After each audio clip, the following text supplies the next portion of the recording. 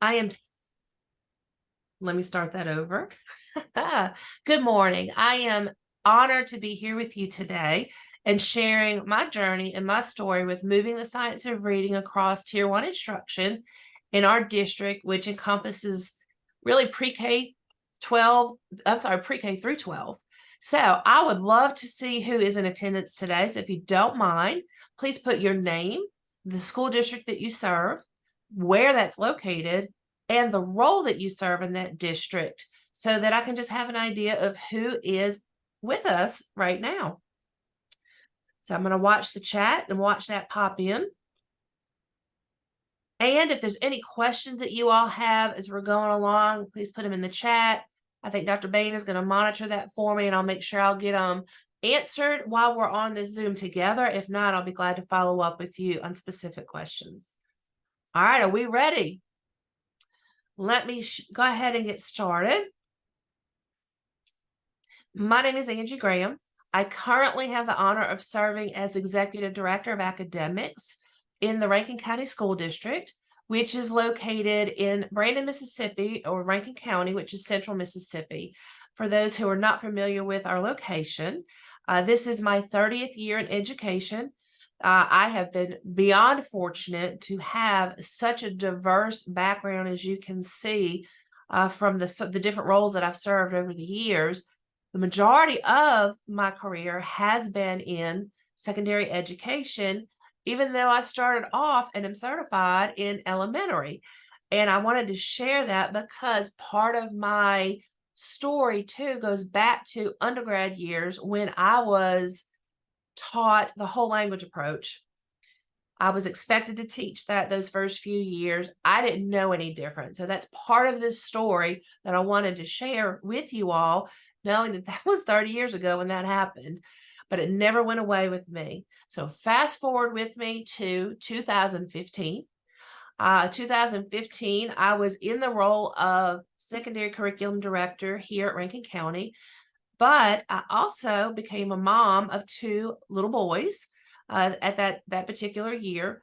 They were adopted. So a lot of people ask us if they're twins. They are not. They're 3 months apart, but they're being raised like twins. And I share that because one of my sons was born with what is called Pendred syndrome, which is a genetic disorder that essentially he was born deaf. He had very minimal hearing, so he was deaf. So we went through the early intervention process there, a lot of the in-home therapy, tried hearing aids, was not successful for him, and ultimately led us to making the decision to have double cochlear implant surgery conducted for him at the age of 9 months. And he was activated shortly after that. And I share that because he was then enrolled in a Magnolia Speech School, which is a specialized school for children that have speech delays or hearing delays, those types of things. So 2 years old, he was enrolled there. That is part of my journey, because while I was in the seat of secondary director, my children were attending the specialized school. I did not know it at the time, but they were going through structured literacy, which was grounded on the science of reading and the research there. So they were coming home, and yes, we had homework at 2 years old. 2 years old, and I'm doing homework with these children at my house, but I'm seeing these weird boxes. I don't know what these boxes are.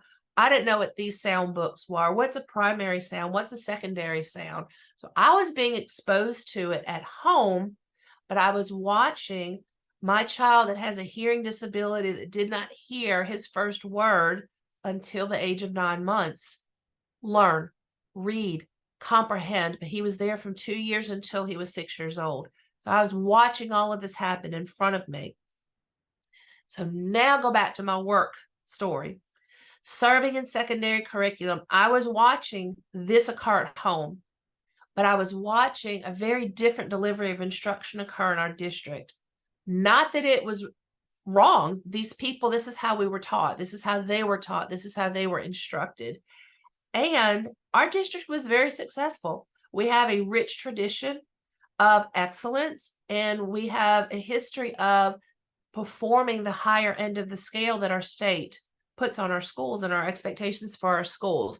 So I say that to say, with sitting in the seat that I was in, watching what was going on at home, my philosophy started to change.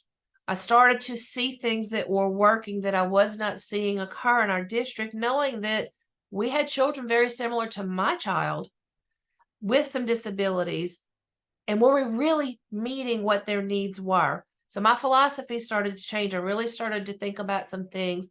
However, I was not in a position to do much about it because I sat in the seat of secondary curriculum director at the time. So what happened next is, in the 2021 school year, our then superintendent, previous superintendent, Dr. Sue Townsend, had a vision. Her vision was to reorganize some things and create 2 new positions at executive director level, which you can see these responsibilities underneath these 2 positions here. But it was for the academic side of it, it was to, one, unite pre-K-12 instruction, because we had 2 different directors going in really kind of 2 different directions, 2 different philosophies that were going on there, and nobody in a position to kind of oversee and have that a collaborative effort to ensure students were prepared and going up to the middle school, high school level, and it was just a collaboration across the board, in addition to some of the other academic responsibilities that you can see there. So our previous superintendent had that vision, put that vision into reality, offered me the position of executive director of academics. So in June of 21, I had the honor of starting that role. In addition to those positions, my position and that newness there, we hired a new elementary curriculum director, who is Dr. Melissa McCrae, that came to the seat. Yeah, woo woo. Came to the seat with her 30 some odd year of experience in education, all grounded on the science of reading and structured literacy. And she has quite the story and quite the journey to share that I hope you get to hear from her one day. But she came to the seat of elementary curriculum director, having that there. In addition, they hired a new secondary curriculum director who had a plethora of experience too as a literacy coach underneath me in my direction as a director. So we had worked together for many years. So I had the dream team going into that school year. So our previous superintendent had a vision, made it become reality, started this role June of 21. She retires December of 21. So it's like, oh my gosh, now what's going to happen? Well, our new superintendent, who is our current one, Dr. Scott Rhymes, continued the vision with the reorganization and supported that. But he also went a step further. He gave me a charge. He gave me the charge of improving literacy across all content and continuing to unite pre-K-12 instruction. No big deal, right? I walked away going, sure, I got this. Oh my gosh, what in the world am I going to do? Because remember, the majority of my career at that time had been secondary. And I had a little bit of a pinky toe in that world of structured literacy and science of reading because of what I had experienced at home. But thanks to Dr. McCrae and her expertise and her experience in her years, she began to expose me to the research. She began to expose her team to the research and shared the importance of grounding yourself in the research. And I was exposed to what I kind of knew was not happening, but didn't really know what to do to change it.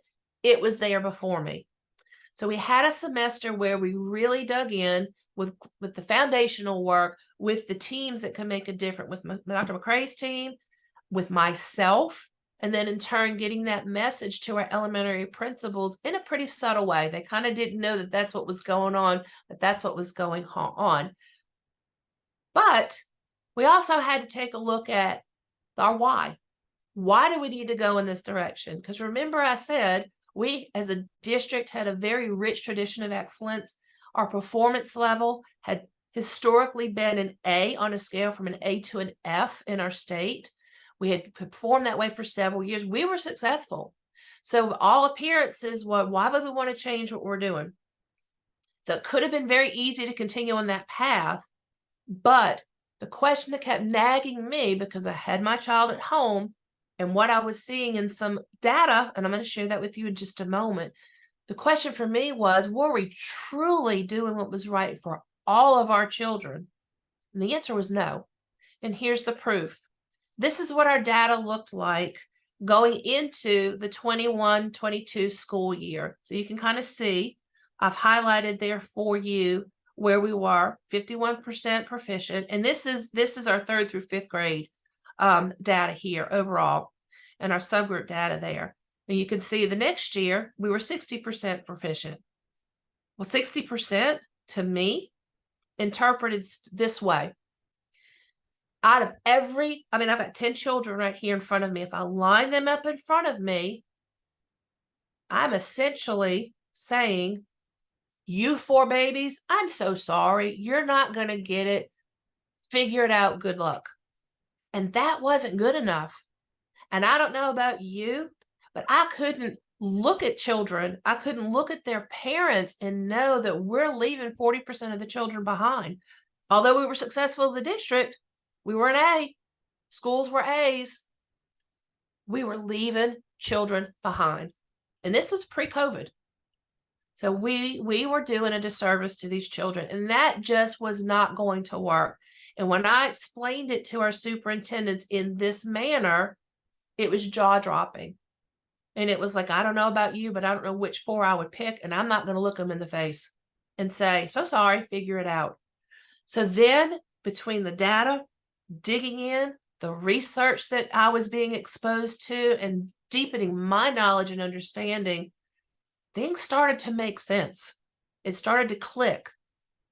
But my question was, where do I start? Remember, I'm charged with not only putting literacy across all content, I'm charged with uniting pre-K-12 instruction across the district. And our district is a larger district. We serve almost 19,000 students. We have 28 schools. We have about 3,000 employees, 1,600 which are certified teachers. So we're pretty big. We're the 2nd largest in our state also. So how do we do this? One quote that really stood out to me is this one right here by Abraham Maslow. One can choose to go back towards safety or forward to growth. Growth must be chosen again and again. Fear must not overcome again and again. Was change scary? Oh my gosh, yes, it was. I knew I was going to have to go to superintendent and say, we've got to overhaul tier 1. That was a little intimidating to do, but I had the data to back up why. I had the research to back up why we needed to go in a particular direction. I was still learning. Don't get me wrong. I didn't know what I know now, and I still have so much more that I want to continue to grow and learn. But a new change had to happen. I could not allow 60% proficient to be what we landed on in our district, and we're leaving children behind. Not good enough for me. So this is really why you're here today. You want to know, how do we do this? Well, I'm going to share how we implemented this across right now, K-8, exposing this to administration, exposing it to the teachers, immersing ourselves in the research, the intense training that we did, the modeling of the instruction, the partnership with Dr. Bain and Educate, the continual support and the continual coaching there. So our data was telling us that no, we were not reaching all of our students. We weren't even close to what the research was saying the science of reading could do with reaching 95% of the students and having the success with them being able to read and comprehend. We weren't close. So how do we do this?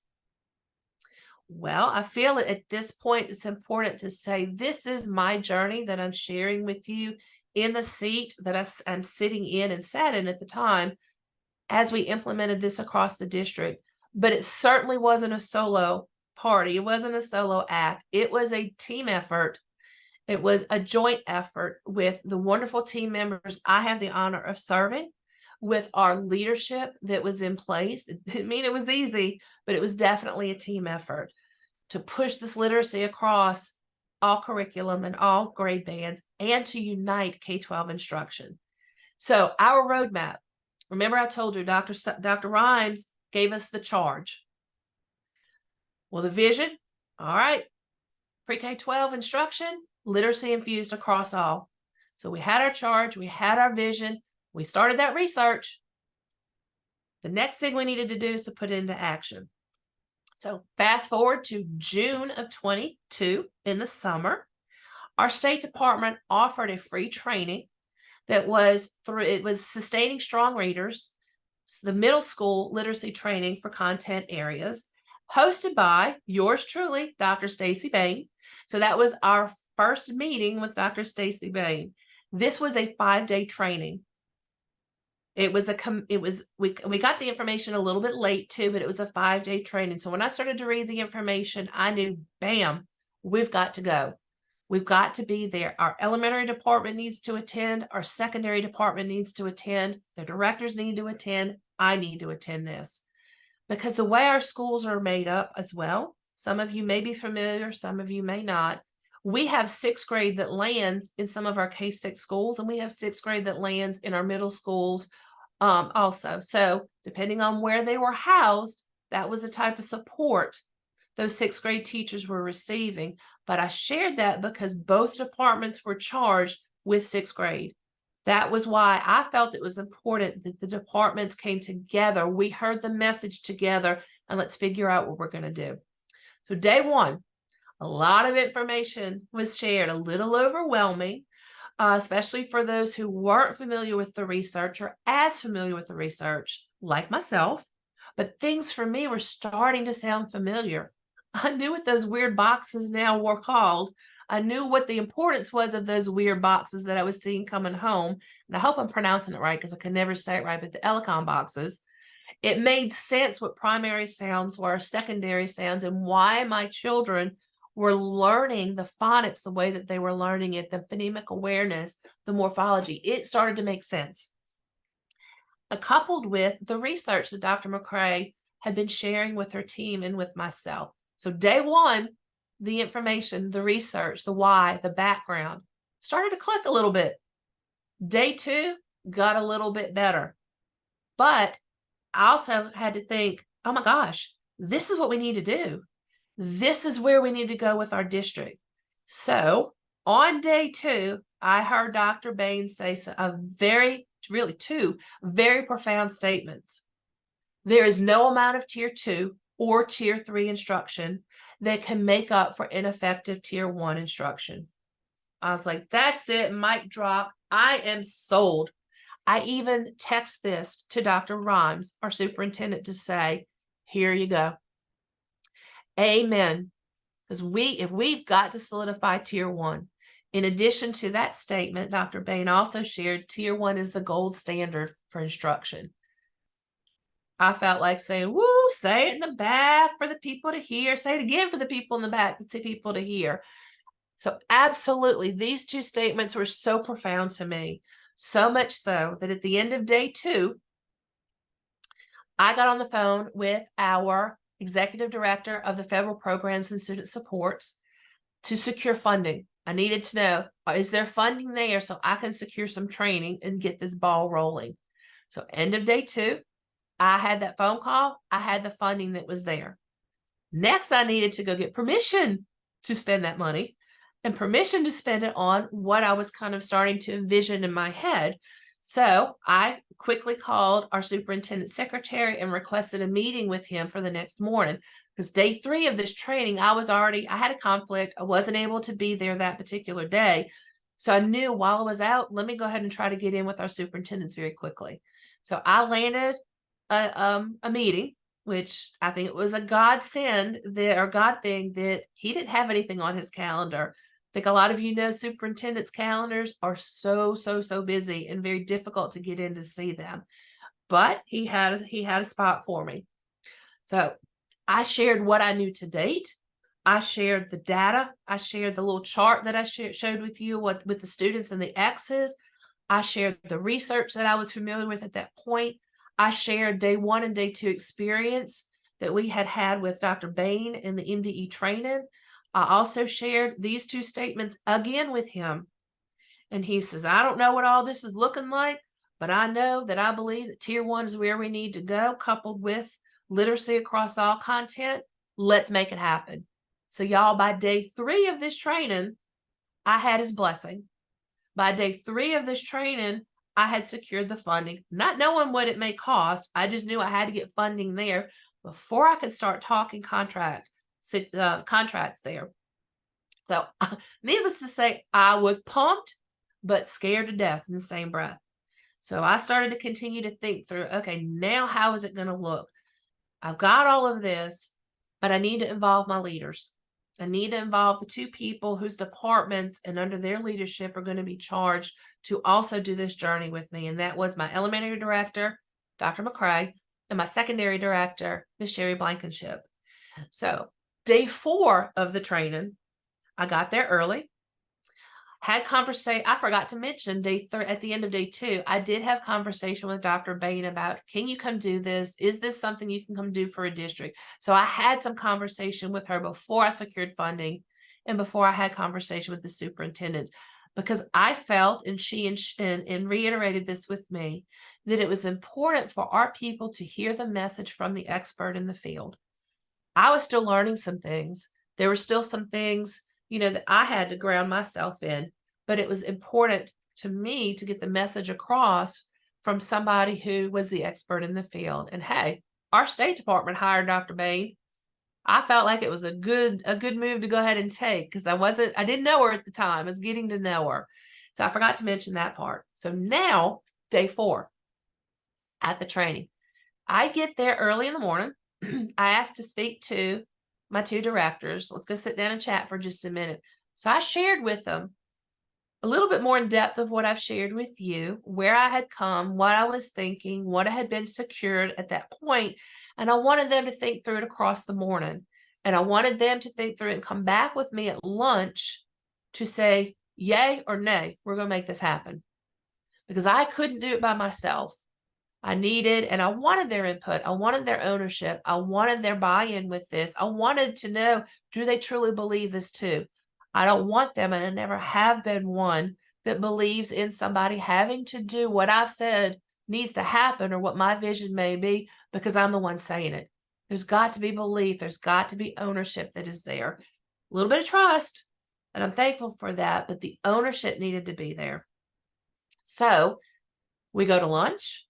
3 of us sit down at lunch. We have a little bit more conversation about this, about the specifics, how it could look. They were in agreement. This is the direction we needed to go. Not quite sure yet how it was all going to look, but we're in agreement. This was the direction we needed to go. So at that point in June of 2022, Rankin County School District essentially made a shift from balanced literacy to structured literacy grounded in the science of reading. Did not know what we were about to encounter, but the decision was made. The support was there from the superintendent. The support was there from the funding side of things. And the ownership was there from the 3 of the directors, myself, an elementary and secondary director, that needed to happen in order to make this move. So the decision was made. We continued on with our training. We asked our departments, or they asked their departments, could they stay for just a few minutes after the training concluded? Because we had everybody there. I made everybody clear schedules and we were all in attendance. So we met with those teams and we shared with the team members, this is where we are. This is what we've thought through. This is where we've gotten permission to do. What do you think? Well, some faces were incredibly excited and smiling big, and those were the ones that were familiar with the research. Those were the ones that kind of had a little bit of that background. The ones that were scared, I think is the right word to say. You could see it on their faces, and that was the secondary world. It was foreign. I was still learning some things. It was a little scary. It's not that they weren't willing to do it. It was new and it was scary to them. But collectively, we agreed that this was the direction we needed to go. Let's make it happen. And I shared that with them because part of day 5 in the training with Dr. Bain was to allow some time at the end of that training to do some planning and how it's going to look when we all went back to our districts. And that was already part of the planning. I just knew that was coming because of my conversation with Dr. Bain. And I wanted my team members and myself to all be on the same page. So we were planning moving in that direction collectively as a district and what we were going to be doing to shift from balanced literacy to structured literacy. So that training, this statement changed everything for me. It changed everything for where we were going as a district. And I am so beyond thankful for that. Scared, thinking sometimes, what the heck am I doing? I don't really know what we're going with the direction. This is scary, but I knew it was the right thing to do. All the research was showing me that the data with the research that backed the data that backed that research was showing this is the right thing to do. So our plan, we chose to, and this was my vision. I did say we're doing 6th grade. We're doing 6th grade because of where it's housed. You've got your K6 6th grade, you've got your 612 6th grade. And as a district, because of where they are housed, we have unintentionally ignored our 6th grade teachers, because depending on where they were housed was the type of support that they received up to that date. So they received support, but they were not collective across the district as a 6th grade. So I knew I wanted to start with 6th grade, which was pretty unconventional. I know that. Pretty scary. I know that. But I knew we had other needs in our district that we needed to meet as well. And that was to unite this K-12 instruction. Let's start in the middle and go. So that's what we chose to do. We are so big that we could not bring in all of our 6th grade teachers at one time. So we had to cohort them out into 3 different cohorts.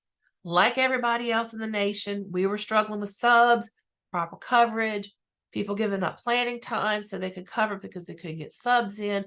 All those struggles were there. So that's why we tried to make it a little bit more convenient for our administrators and our teachers and cohorting them out. So what did that mean? Well, each cohort was going to participate in 2 in-person days of training, and then there were going to be some follow-up days with Dr. Bain with some modeling support from our teams as well. But I'm sharing that it's 2 in-person days of training because for me and my team, that's 6 days, we cleared our schedules and attended these trainings. Now, I was not the favorite because I told both elementary and secondary curriculum departments, you're going to be in attendance for all 6 days. You're going to hear the same message 3 different times. Not only that, you cannot have your computers. You cannot have your cell phones. You need to go sit with the teachers, because we would typically sit in the back, or we'd mingle in and out. I didn't want that. I wanted it to be we are in and among the teachers, because it was going to be scary for them. I wanted them to know we were there learning it with them, a part of the journey with them, not distracted with the phones, with the computers. I was not the favorite. I knew that, but I knew I was determined that that's where we needed to go. I did it myself, though. I shut everything off and I jumped in. Looking back on it, and I think several of the members would agree with me, that that was probably one of the best decisions that was made to clear. They didn't like me going through it. They didn't like having to do it. They did it. They did it because they respected me, and they were, I think, trusting me, but they knew I meant business with it too. But they did it because every single day we pulled something new and gleaned something new from what we were hearing and what we were experiencing, but we were living it with the teachers. We were feeling what they were feeling. We were hearing what they were saying. We were right there alongside of them to comfort them when they got a little bit fearful and a little bit overwhelmed, or to say, yeah, I'm with you too. I'm a little scared too, but we got this. We got this. So I wanted to share that part because this was a little unconventional. It was a little out of my norm. To date, I had not given such stern directives, I guess is the right word, with sit with the teachers, computers are off, cell phones are off, you're going through all of them. I hadn't given that to my team members at that point. So what did we dig into?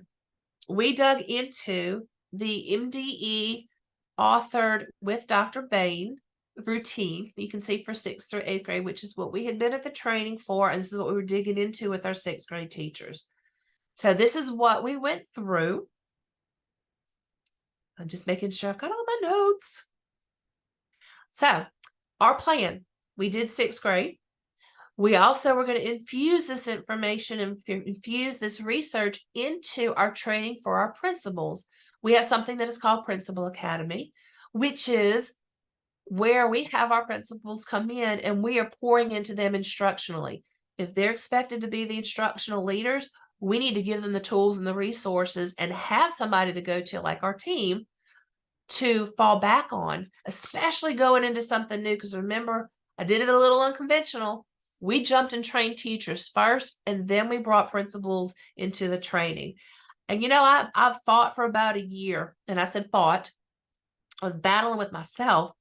Dang, if we were to do it again, would I do it different? Would I have brought the principals in? Because that's typically what we had done, because they're the ones expected to support and implement and observe and feedback and grow their teachers. Would I do it the same? And for a while, I really didn't know how to answer that question. But now, the more I've gotten into this and the more comfortable I've gotten with all of this work, I wouldn't change a thing. I am so thankful we went in the direction of, let's get with the teachers. Let's jump into them, teaching them first. Because our experience, the teachers ate it up. We heard comments. I knew we needed to do this, or I'd close my door and do some of this on the backside, and nobody really knew I was doing this. I'm so glad we went in this direction. Thank you so much for allowing us to move into the direction of what we know is right for students. We were hearing that. We were experiencing it. Those are the ones that were in front of the children. Those are the ones that were going to make it happen. So once I really, truly backed up and reflected on all of it, I am so thankful we moved in that direction first and then brought our principals on board. And it was a tough journey. Our principals are still, some are struggling with it. We have a good number of them who are on board. But I also recognize a lot of them had success with balanced literacy. And I remember asking Dr. Bain, how do I navigate through this conversation? Because if I'm them, I'm going to say, hey, my school's been an A. I've had success and I've done balanced literacy. Well, if you look at the clientele in your building, that's part of it. But if you look at your subgroup data, are you truly, truly meeting the needs of all of your students? And the subgroup data didn't lie. And the answer was no, they were not. They may have been performing in an A, but they were leaving about 40% of their kids on the table too. This is why we need to move in this direction. The research has shown that we will meet 95% of the needs for these kids. So we also did some restructuring with our new teacher program that year. There's a lot of other things that we restructured going into this first year of, we're shifting to structured literacy, and we're shifting to the research and what the science of reading has to say. We overhauled all of our professional development from a K-12 perspective. We overhauled our new teacher induction program and the support. We overhauled our principal academy.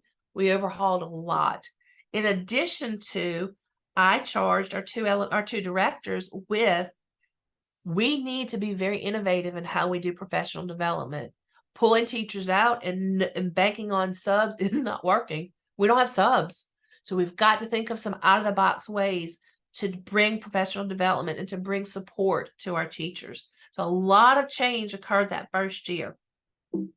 But I'm here to say, at the end of the training and at the end of the year, the team you see here that gave me those grrr looks that I shared with you in our last screen, they were smiling. They were thankful. They came back and they said, I didn't like it going into it, but that was the right approach to take. I learned so much. I experienced this. Now we got to get the work done.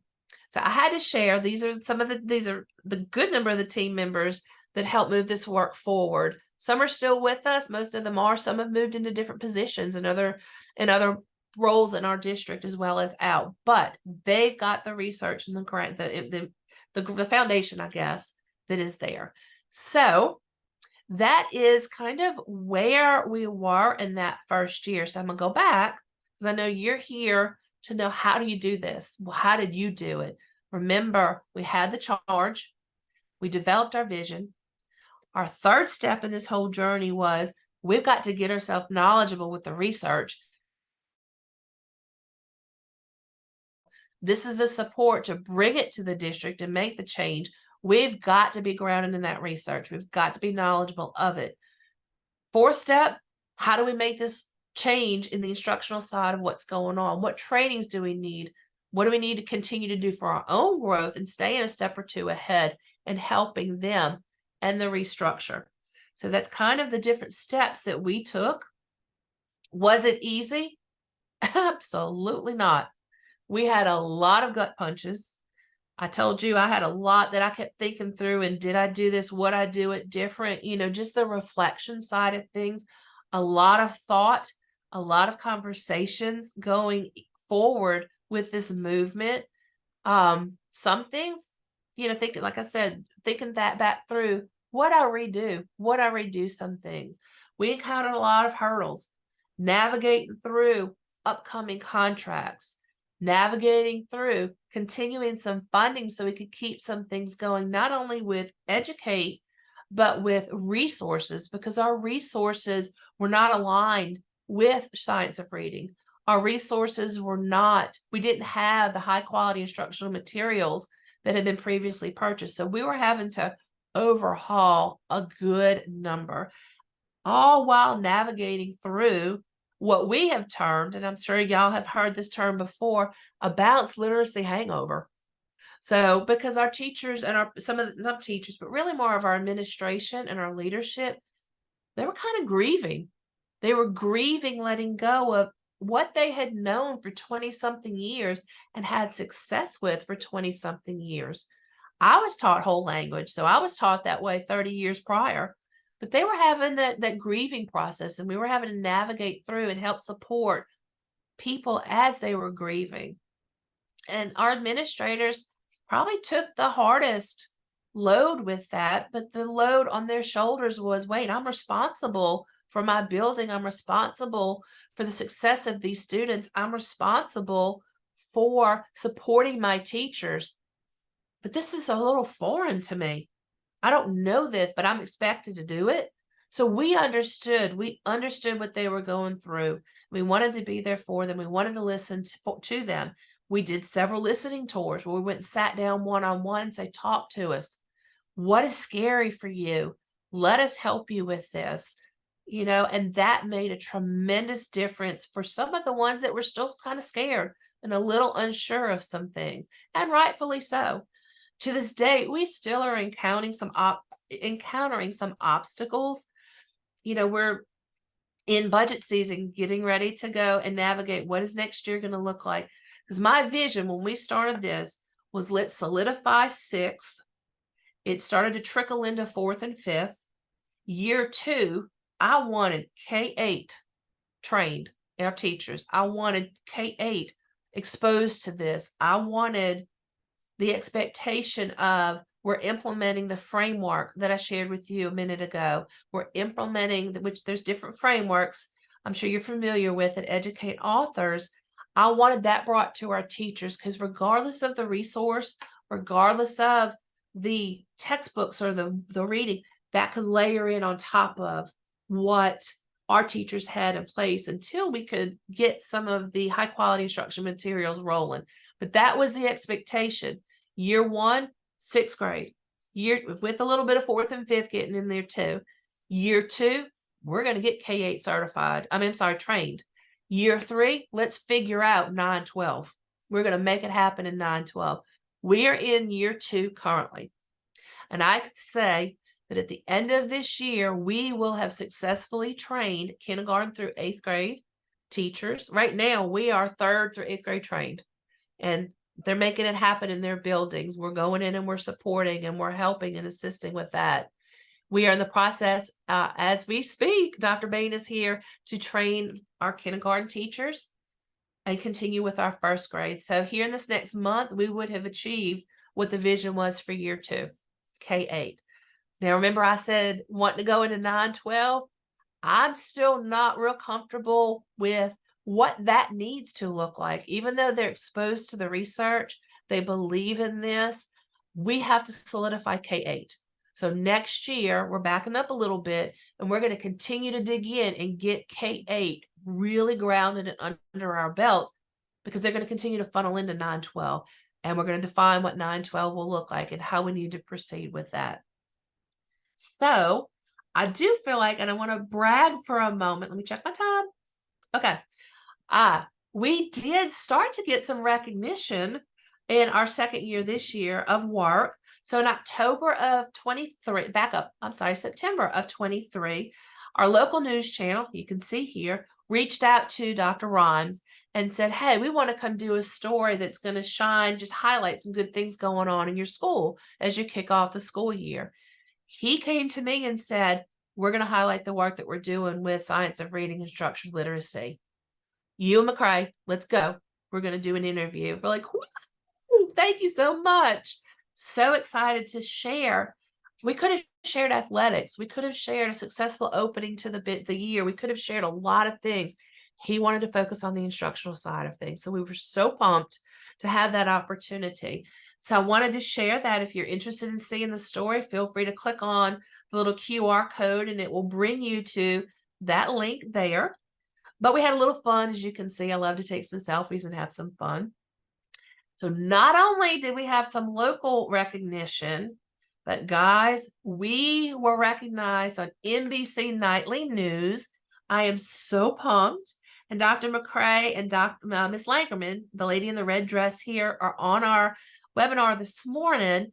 And their story made it to NBC Nightly News and their journey as a school, which ultimately led to our journey as a district. So we had the privilege of filming, I think it was 8 hours of filming with Miss Rahima Ellis. And I was amazed and floored with how they condensed that down to 1 minute and 20 seconds. But they told our story and they told it well, because you're always nervous. Are they really going to capture what we said? But they did. So if you'd like to see that, feel free to click on this QR link there.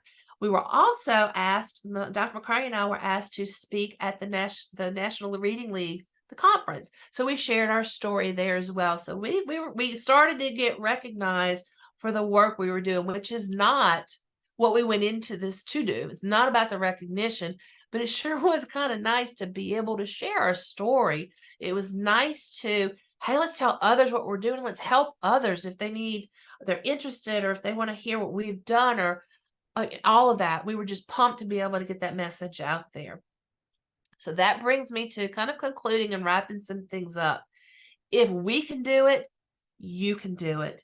You were made for this. You wouldn't be on this webinar if this was not something you were thinking of or already living or living through. You can do it. You were made for this. Be bold, be courageous. Some of you may be living in a land of unbelievers. Some of you may be living in a land of believers. You're going to have hurdles. You're going to have obstacles. You're going to have successes. I want to encourage you. Have those courageous conversations. Call me if you need to brainstorm. I have great ideas. Some of them, but feel free to call me. I will brainstorm with you. I think I can back up and punt pretty good. But I will also encourage you, if you have not done some of these steps, establish a clear vision. Where do you want to go around this body of work? What is your data telling you? Know your why. Know the research. Develop a fluid plan. It may need some changing and some tweaking along the way. Let the research, let it lift, put it into action, put it into practice. Keep fighting this fight, because all of your students, all of our students deserve this. Our students are our future. They deserve this from us. Make yourself heard. Get in there, guys. You can secure Tier 1 instruction. I'm happy to help. I'm happy to be a part of this with you. This is my email. This is my cell phone. This is my office number. Please, please, please do not hesitate to reach out. But thank you. I'm going to turn my timer off because I set a timer so I will kind of not go over. So that is our story. And there's a lot I wasn't able to share. So please reach out if there's anything we can do. We can do it. You can do it. You're made to do this. Oh, that was an inspiring Saturday morning seminar, Executive Director Graham. Thank you so much for that. I actually got chills at the end. Thank you very much. We have about 10 more minutes. So how about we turn it over to an open mic session so that people can start asking questions and digging into more of your story if people are wondering about things. Thank you. That was phenomenal. In Thank you. addition to that, we do have a couple of people on the line, as Executive Director Graham mentioned. We do have Principal Langerman here, who was shown on NBC Nightly News, and her school continues to get outstanding literacy, performance, proficiency results. So she's here as well, and I'm sure that she'd be happy to speak. And Dr. Melissa McCrae, the director as well, if you have any questions for both of those ladies. So we have Brian Fairbrother on the line. He's from New York. Again, Penny Bethany from Vicksburg. And Cassie Williams is from Washington State, and she's leading a Science of Reading Tier 1 Revolution in her school district as well. So Brian, Penny, Cassie, Kristen, Melissa, do you have any comments that you would like to say or any questions? I just want to say, Dr. Payne, this is Kristen Langerman, the principal of McLaurin Elementary from Rankin County, that we're living this at the school level, the district story that Ms. Graham shared with everyone. And it is it takes hard work. You are always up, you are always moving, you are always trying to support staff, students in this journey, but it is absolutely doable. And in a very short amount of time, you can see results and you can see an impact on all students. So I can't imagine where we're going to be, a year from now, 2 years from now, 3 years from now. So like Ms. Graham said, it absolutely can be done. And it's not for the faint of heart, but it's what's right for students. Principal Langerman, would you like to share some of your results that you've been able to get? Sure. So we've solidified or are working to solidify the structured literacy routine pre-K 12 in our building, not pre-K 6, sorry, we're a pre-K through 6 school with about 600 kids. And right now, we've successfully implemented it in 2nd through 6th grade, and we're working with K and 1 as we speak. And so we set goals every year on our literacy gains, and based on our most recent projected data performances in literacy from December, we've actually exceeded most of our goals for the current school year with the structured literacy implementation. So we're seeing monumental gains in 3rd grade with about 71% of our kids performing at proficiency or above. We're seeing more of our students become more advanced and proficient readers, and it's just really exciting. So that is really exciting. And you are one of the most humble individuals I know. And so to be performing 3rd in the school district on 3rd grade results out of however many elementary schools, and knowing the demographics and that opportunity to close the opportunity gap, you are the real deal, and you are doing the right work. So thank you so much for your leadership. And I love that you are at McLaurin Elementary. So if anybody wants to connect with Principal Langerman. Home of the Tigers. Nice. Brian Fairbrother, are you available? I know that you are getting a little kitten this morning, a brand new kitten.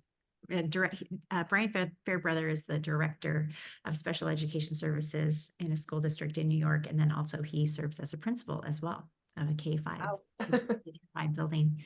Mr. Fairbrother, do you have any questions, contemplations for Ms. Graham today? And in addition to that, would you like to share the story of your kindergarten teacher if you are available and not on the road?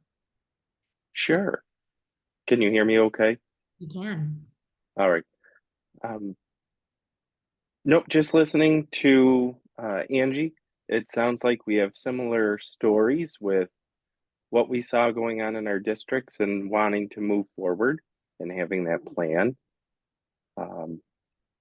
We had all of our teachers trained with letters back in the 21-22 school year, and then starting last year, Dr. Bain came in and worked with the pre-K, well, no, K-5 teachers. And of course, there was some hesitation, and one of the kindergarten teachers began the year at 16% of students meeting expectations and ended the year at 86%. And meeting with her, talking through things, she goes, I wasn't really buying into it to begin with, but then I saw how I'm meeting more scholars' needs easier and getting them to move farther. This year I did her observation in November, early November, and she was a month ahead on her pacing guide for the year because of how fast she's able to move through things and that her students are meeting the expectations or exceeding. That encouraging. That's exciting. Yay! Yes, it is. Miss Graham, would you like to, thank you, Director Fairbrother. I'm trying not to cry. That's amazing. Dr. or Miss Graham or Dr. McCray, would you, either of you like to just share your commitment to ensuring that there's a tier 1 structure and to have tier 1 consistency, just from your leadership lens? And what is that anyway? What does that look like? Why would you have a tier 1 structure, and what's that all about from your leadership perspective? I was gonna see if there we go. I didn't know if she wanted to jump in. Go ahead, Dr. McCray. I'll be happy to. So when I think about that, I think about bringing clarity to what tier 1 instruction looks like across a district as large and as varied as ours. We have 5 Title I schools, and those schools are mostly rural. And then you have the suburban schools, or those schools that have a higher socioeconomic level clientele, and some in particular that really have a high socioeconomic clientele. So when I think about what instruction should and can look like across all of those schools, if we're all resting on that same framework, we've got clarity from kindergarten through our 6th grade in elementary. It doesn't matter where I drop a student in, they're going to get that same level of rigorous instruction that is built on the science of reading, resting inside of a clear framework for instruction, that it wouldn't matter which school the student ends up in. And based on the data that we're seeing, especially what's coming out of McLaurin, and even some of the data coming out of Pelahatchie, which is another very has a high number of students in poverty. So looking at data coming out of those schools based on this framework, because these teachers and these administrators have decided that they're going to do what's best for students, I would put any kid in those schools.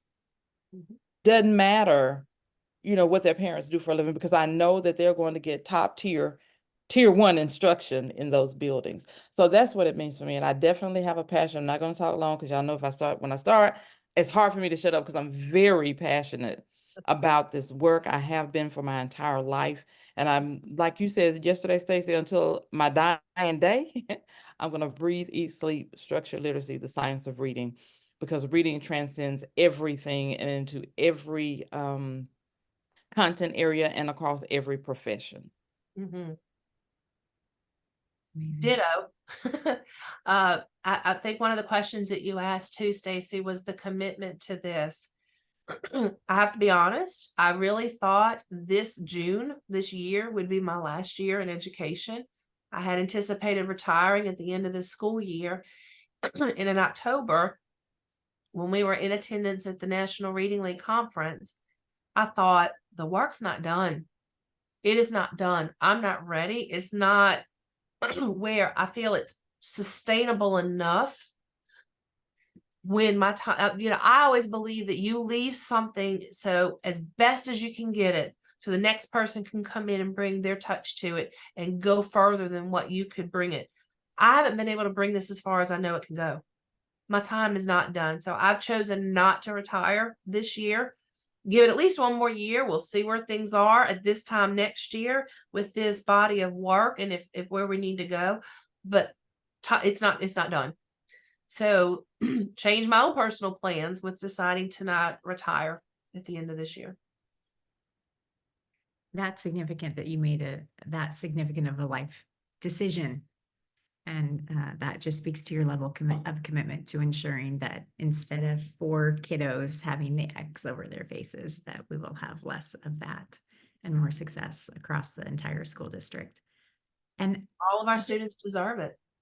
I can only imagine how proud you feel about the fact that what you're trying to do is make sure that if anybody walks into any school in the Rankin County School District during Tier 1 instruction, per grade level, you will know in kindergarten, they have these 7 steps, and all teachers will be going through the 7 steps. And just to be able to have that collective efficacy at the district level, I can't even imagine what that feels like for you. And I also cannot imagine how hard that is and how hard that has been of a journey to move this huge initiative over a humongous school district. So I thank you for your commitment to literacy and justice for all. I thank you for leading courageously and boldly. And it's going to be inspiring to see how many people across the country reach out to you so that you can continue to support their journey as well. You are change makers, and we appreciate each and every one of you. So I thank you so much for being here today, everybody. And as we say at Educate, peace, love, educate.